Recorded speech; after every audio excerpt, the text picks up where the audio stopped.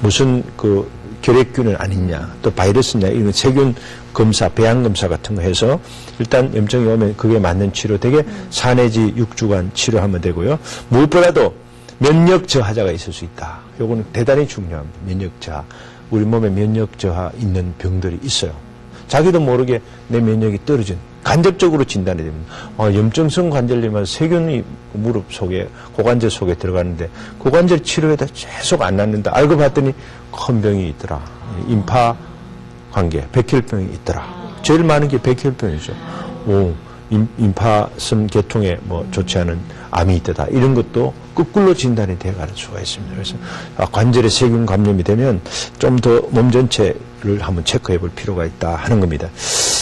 다음에 그 치료는 결국 처음에 약물을 좀 써서 항생제 써서 잘 듣지 않으면 빨리 뼈까지 들어가기 전에 24시간 내지 8시간 내에 48시간 내에 수술 들어가서 배농 수술을 해야 확실하게 된다. 그래서 이런 경우는 수술을 하고 안 하고 아닙니다. 빨리 해야 됩니다. 거의 응급수술로 하지 않으면 몸에 폐혈증도 가고 굉장히 위험한 상태에 빠지기 때문에 세균성 관절염 치료도 대단히 중요합니다. 우리가 또 세균성 관절염 하면은 지난번에도 말씀드린 것처럼 인공관절 수술을 받은 분들, 내가 세균 감염 됐지 않을까 걱정하는 분들 많아요. 실제로 인공관절 수술 받은 분들이 미국 통계입니다. 미국 통계에 미국은 한 2%, 그러니까 상당히 많죠. 0.2%. 1000명이 수술 받으면 2명 정도가 세균성 감염이 됩니다. 인공관절 수술, 보통 이게 일반 무릎 관절에도 세균이 들어가서 염증이 생기면 치료하기가 대단히 어렵다 그랬잖아요. 빨리 급하게 수술도 해야 되고 또 뼈도 좀 치료해야 되고 이러는데, 인공관절 수술, 인공관절을 가진 분들이 세균성 관절염이 걸리면 이거 치료가 안 된다는 사람. 되게 인공관절 수술 받으신 분들은 되게 어르신들이니까 연세 많은 분들이 세균성 관절염이 걸리면 큰일 나죠. 또 연세 많으신데 그 인공관절 수술 받기도 힘들었는데 잘 기능해서 다니셨는데 딴 거 해서 세균 들어가면 그 다음 치료가 굉장히 어려워지죠. 그래서 인공관절 수술 후에 이게 굉장히 어려운 병인데 이것도 그냥 치료할 수 없는 건 아닙니다. 이렇게 치료할 수가 있습니다. 여기 보면 인공관절 수술 받고도 염증이 와서 이 안쪽에 보면 뼈가 좀 상한 걸 볼 수가 있습니다. 인공관절 상태에서 염증이 와버린 거죠. 그러면 관절 다 제거했어요. 이 제거하고 이 사이에 들어간 게 이게 뼈 시멘트입니다. 다 임시로 관절 다 빼내고 그 자리에 임시 시멘트를 냈는데, 그냥 시멘트가 아니고 여기에 항생제를 듬뿍 갖고 있는 이 항생물질이 아래 위로 뼈 속에 있는 염증까지 다 해결하는 거죠. 짧게는 한 6주, 길게는 한 6개월까지 시간이 오래 걸리면 돼요. 걸리면은 양쪽에 뼈 속에 있는 세균까지 다 염증 검사 수치 다 확인하고 정상으로 다 돌아오면 그 다음에 이거로 끝나는 게 아닙니다. 수술 받을 수 있습니다. 여기 보면 인공관절 재수술이죠. 그래서 이 재수술 기구는 좀 모양이 다르죠. 아까 수술 염증 오기 전 관절 모양과 지금 관절 모양은 다르죠. 이렇게 수술을 받고 완전하게 또 정상 기능을, 비록 염증이 왔다 하더라도, 인공관절 후에 염증이 왔다 하더라도 이러한 치료 과정을 겪으면 정상적 기능을 되찾을 수 있다는 겁니다. 치료가 가능하다는 겁니다. 그래서 너무 또 오늘 좀 여러 가지 제가 오늘 주제로 말씀드린 내용이 염증성 관절염이다 보니까 다들 공포심을 많이 가지시는데, 이 의사가 공포심 주려고 나온 게 아닙니다. 이게 미리 이런 거 걸리지 않도록 주의하고 병에 걸렸더라도 잘 미리 빨리빨리 치료에 임하면 그렇게 큰 고생 안 하고 잘 치료할 수 있다. 그래서 이거는 상식적으로 좀 알아두시는 게 좋겠다. 그 뜻에서 말씀드렸죠. 앞에 굵은 것만 뒤에 큰 수술 받은 것만 기억하시면 안 된다는 겁니다. 이렇게 인공관절 수술 후에도 감염되면 재치환 수술로 아주 관절 굽힌 각도 한번 보십시오. 135도까지 굽혀질 수 있다. 그래서 거의 정상 기능을 회복했다고 볼 수가 있죠. 그래서 오늘 염증성 관절염, 크게 류마티스 관절염 봤었죠. 통풍성 관절염 보셨죠. 또 세균 감염성 관절염 봤고, 또 세균 감염성 관절염 중에 제가 여러 가지 치료 방법이지만 인공관절 수술 후에 감염까지 제가 딱 나눠서 말씀드렸습니다. 이렇게 감염성 관절염, 짧은 시간 관계로 간단하게 정리해서 말씀드렸습니다. 큰 것만 기억하시고요. 꼭 그 통풍성 관절염 남편분들한테 혹시 그런 증상이 있나 없나 잘 보셔야 되겠고, 류마티스 관절염 꼭 아침에 아픈데 최소한 한 6주 이상 통증 뭐 있고 이래야 되고, 양쪽 같이 아파야 된다는 거 기억하시고요. 조금 아침에 좀 불편하다고 전부 류마티스라고 착각하시면 안 됩니다. 예, 여기까지 오늘 말씀드리겠습니다. 예, 대단히 감사합니다. 네, 원장님 오늘 말씀 감사합니다. 정말 잘 들었습니다. 자, 이 염증성 관절염 같은 경우에는 보니까는 치료하고 난 다음에 관리를 참 잘해야 될 것 같아요. 그죠? 뭐 남자분들은 뭐 통풍 같은 경우는 술도 드시면 안 되고, 뭐 어떤 식으로 특별히 좀 관리를 해야 될 내용들이 있을까요? 그 정확한 내 염증성 관절염에 정확한 진단이 붙어져야 되고, 네. 치료 기간이 되게 길다는 겁니다. 류마티스 관절염은 평생을 두고 자기가 좀 관리를 해야 되고요. 주기적으로 검진도 받아야 되죠. 네. 류마티스 인자 혈액 검사의 수치가 얼마나 떨어졌는가, 정상 류마티스 치료 가능합니다. 네. 완치됩니다. 완치되었는가 안 되었는가 확인하고 그때 치료 중단이 돼야 되지. 적당히 이제 뭐하면 괜찮다, 살만하다, 약 끊으면 안 됩니다. 치료 중단하면 안 됩니다. 그러면 점점점 자기도 모르는 사이에 병이 진행돼요. 대개 염증성 관절염은 치료 기간이 길다 이렇게 보시면 됩니다. 그래서 그 치료 후에도, 급성기 치료 후에도 계속적인 병원의 관리, 자꾸 체크, 검사 이렇게 다녀야 된다. 그 사실이 중요합니다. 치료 기간이 길다 보니까 말이에요. 그러면 그 일상생활을 하는 데 있어서 좀 불편한 점 있지 않을까요? 제가 말씀드린 것은 입원해서 치료하는 기간이 아니고, 네네. 통원하면서, 약 서식하면서, 직장생활 하시면서, 네. 가정생활 하시면서, 자기 관리를 하면서, 약물도 적정히 복용해가면서, 네네. 검사해가면서 치료받으셔야 된다. 그럼 그냥 일상생활은 편하게 평소대로 하시면 되는 거군요? 예, 일상생활 합니다. 치료는 통원 치료 그렇습니다. 네, 예, 알겠습니다. 자, 그럼 이번에는 시민 여러분들이 이 염증성 관절염에 대해서 어떠한 걸 궁금하게 생각하시는지 저희가 여쭤보고 왔거든요. 네, 궁금증 베스트 3, 3위부터 확인해 보겠습니다.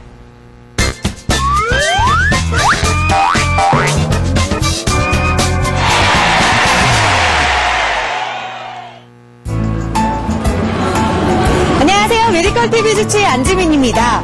여러분, 관절염의 통증 때문에 계단을 쉽게 오르지 못하셨던 분들, 그리고 잠 못 이루셨던 분들 참 많으신데요. 대한민국 65세 이상 노인 중 약 70%가 관절염 때문에 고통받고 있다고 하네요. 그런데 치료는 30%에도 미치지 못한다고 하니 참 안타까운 실정입니다. 자, 그렇다면 많은 시민분들은요, 관절염에 대해 어떤 것들을 궁금해하는지, 그것이 궁금하다, 베스트 3, 지금부터 함께 알아보시죠. 원인도 종류도 다양한 불정계 관절염. 하루하루 고통 속에서 사는 관절염에 대해 시민들은 어떤 궁금증이 있을까? 명동의 시민들에게 물어봤다. 여러분 보셨나요? 많은 분들이요, 관절염에 대한 속설과 골다공증과 관절염에 대한 연관성에 대해서 궁금해 하셨는데요. 자, 그렇다면 시민들이 많이 한 질문 3위부터 가겠습니다. 관절염, 그것이 궁금하다. 베스트 3. 3위는 무릎에서 뚝뚝 소리가 나면은 관절염인가요?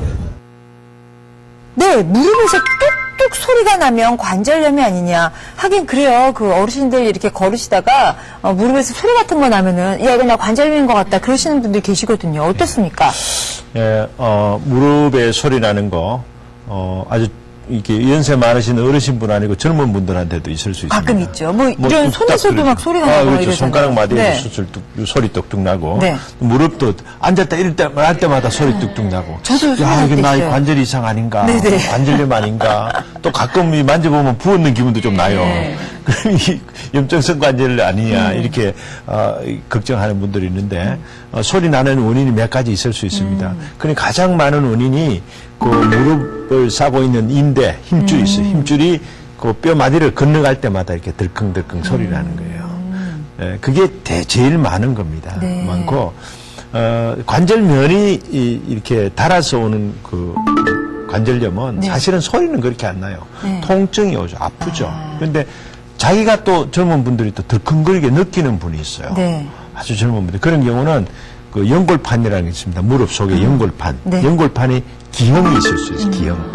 특별히 선천적으로 연골판이 반달 모양으로 이렇게 두꺼워져 있는 분들은 네. 소리가 나요. 그럴 때마다 뚝딱뚝딱 거려요. 그런데 소리만 나지 아프지 않는다면 네. 그건 병은 아닙니다. 그냥 소리 난 채로 지내는데 네.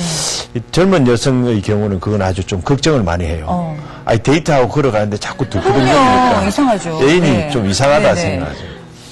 그런 경우는 아주 간단한 그 소리 안 나게 하는 방법이 있습니다. 어떻게 해요? 그 인대, 네. 이 덜컹거리는 인대 길이를 약간 늘려주면 소리를 없앨 수가 있어요. 그거는 관절염 때문에 수술하는 게 아니고 네. 소리 없애기 위한 목적으로 없앨 수가 있고요. 네. 또 이 엉덩관절에서 소리 나는 분이 있어요. 네네.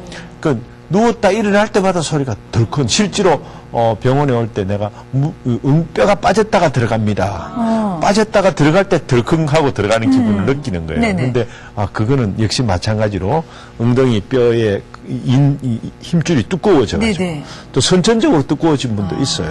근데 처음에는 그렇게 두껍지 않다가 중년 이상 넘어가면서 좀 점차 두꺼워져가지고 그게 왔다 갔다 하면 덜컹거려요. 네. 그것도 그 인대, 그 힘줄을 네. 좀 길게 만들어주면 덜컹거림 없이 지낼 수 있어요. 그 알겠습니다. 덜컹거리는 건 너무 걱정 안 해도 네, 되겠죠. 너무 걱정 안 하셔도 된다고 네. 합니다. 네.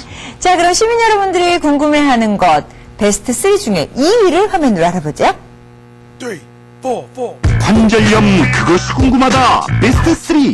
2위는 골다공증이 있으면 관절염이 더 빨리 오나요? 골다공증이 있으면 관절염이 더 빨리 온다.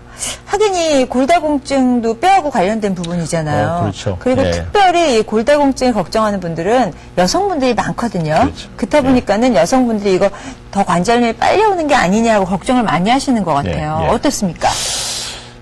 골다공증하고 관절염하고는 직접적 연관은 없습니다. 근데 대부분의 골다공증이 네. 제일 걱정해야 될 때가 폐경기 여성. 그렇죠. 폐경되면서 네. 우리 몸에 여성 호르몬의 변화가 일어나죠. 여성 호르몬 수치가 쭉 떨어지면서 네. 그 골다공 뼈가 굉장히 약해집니다. 네네. 그때가 굉장히 중요합니다. 그때 막 치아 관리도 잘못하면 네. 치아도 흔들리죠. 네. 그때 이 여성들이 갱년기를 잘 넘기지 못하면 잘 못 넘기면 이렇게 아주 뼈도 많이 약해지고 등도 굽어지고 어려움이 겪습니다. 네, 그렇군요. 자, 그러면 염증성 관절염 이것이 궁금하다. 시민 여러분들은 어떤 것을 1위로 꼽았는지 화면으로 확인해 보겠습니다. 관절염 그것이 궁금하다. 베스트 3. 대망의 1위는 찜질방은 관절염에 좋나요? 찜질방은 관절염에 좋나요? 라는 질문을 뽑아주셨습니다. 맞아요. 우리나라 분들이 이렇게 좀 몸이 여기저기가 쑤시고 그러면 이렇게 핫팩을 이용하신다거나 찜질방에 가서 이렇게 좀 지지면 몸이 좀 개운하다 그런 말씀들 많이 하시잖아요. 그러니까 이 관절염도 이게 좀 어디가 아프다 하면 찜질방 생각하시는 것 같아요. 예. 어떻습니까? 찜질방 치료는 두 가지 면으로 보셔야 돼요. 네. 찜질방은 이거 가면 더운 데 아닙니까? 그렇죠. 더운데 열선이 있죠. 그걸 우리가 의학적으로는 원적외선이라 그러죠.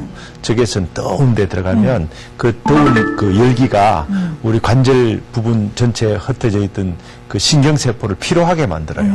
신경세포가 피로해지니까 아픈 걸 못 느끼죠. 그러니까 아주 시원하고 아주 좋은 거 나한테 얻은 것 같은 그런 기분을 일시적으로 느끼는데 곧 나와서 더운 맛이 없어지면 금방 또 원위치 되고 있어요. 근데 그거를 그 통증을 가라앉히는 효과는 굉장히 좋습니다. 그런데 단 한 가지. 네. 아까 세균성 관절염. 네네.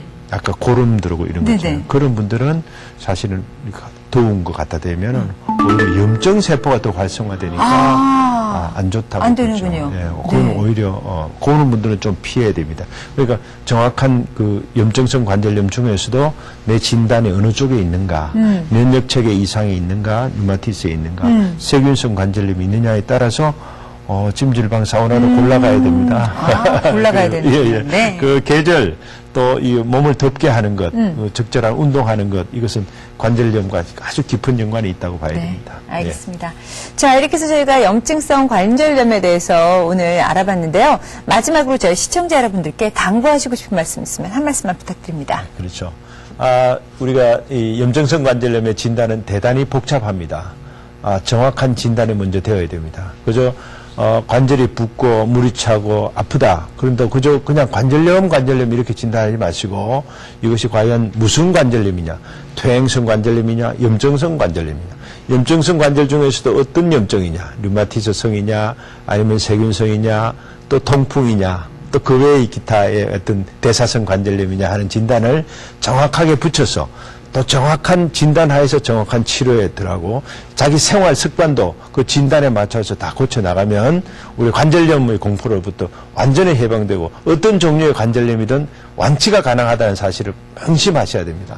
두려워하지 마시고 즉 정확하지 않은 진단받고 정확하지 않은 치료받으면 안 됩니다. 그래서 정형외과 가셔서 정확한 진단받고 또 정확한 검사도 하시고 거기에 맞는 치료해야 네. 병이 깊어지지 않고 그렇죠. 관절염 공포로부터 우리가 모두가 해방되어져서 우리의 건강을 되찾을 수가 있습니다. 네, 감사합니다. 알겠습니다. 네, 지금까지 도움 말씀은 서울성심병원 이송 원장님이셨습니다. 원장님 말씀 고맙습니다. 네, 감사합니다.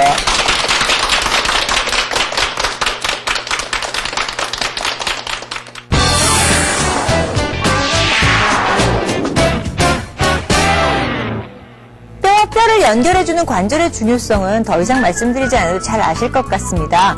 관절 관리를 잘 하면 노후를 행복하게 나실 수 있다는 말 명심하시기 바랍니다. 혹시라도 관절에 이상이 생기면 어떻게 하셔야 된다고요? 네, 가까운 전문의를 찾아서 적절한 치료를 받으시기 바랍니다. 오늘 저희가 준비한 순서는 여기까지입니다. 저는 다음 시간에 다시 인사드릴게요. 고맙습니다.